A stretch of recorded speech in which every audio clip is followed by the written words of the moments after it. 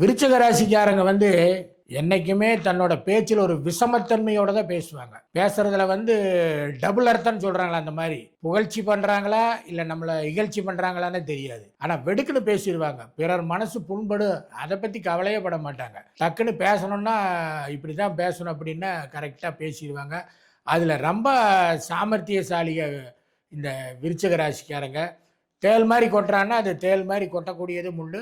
ஆனா அதை வஞ்சகம் வச்சுக்கிட்டு அதை சாதிச்சு தான் காட்டணும் அப்படிங்கிற அந்த வஞ்சக எண்ணம் அவங்ககிட்ட என்றைக்கும் இருக்காது. இன்னைக்கு திட்டணும்னு நினைச்சாங்கன்னா திட்டியே போடுவாங்க. இன்னைக்கு பாராட்டணும்னு நினைச்சாங்கன்னா அது பாராட்டிடுவாங்க.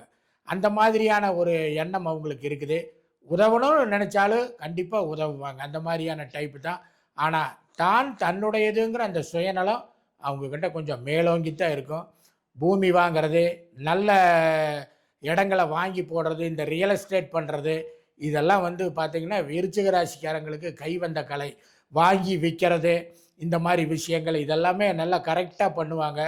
ஒரு ஹோட்டல் நடத்துறது, அல்லது உணவு சம்மந்தப்பட்ட பொருள்களை வச்சு வியாபாரம் பண்ணுறது, அல்லது ஃபேன்சி சம்மந்தப்பட்ட பொருள்களை வச்சு வியாபாரம் பண்ணுறது, இதெல்லாம் பார்த்தீங்கன்னா விருச்சிக ராசிக்காரங்களுக்கு கரெக்டாக வரும். விருச்சிக ராசிக்காரங்களை பொறுத்த வரைக்குமே காசுங்கிறது எப்படி சம்பாதிக்கணுங்கிற வித்தை தெரிஞ்சவங்க.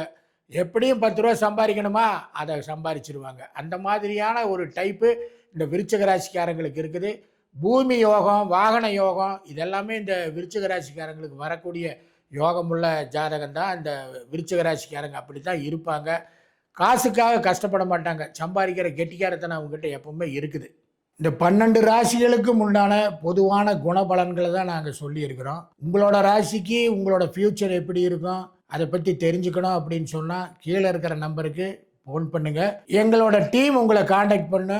ஒரு சின்ன கட்டணம் தான், அதை செலுத்தி உங்கள் மனசில் இருக்கிற கேள்விகளுக்கு எல்லாமே சரியான பதிலை நீங்கள் தெரிஞ்சுக்கலாம்.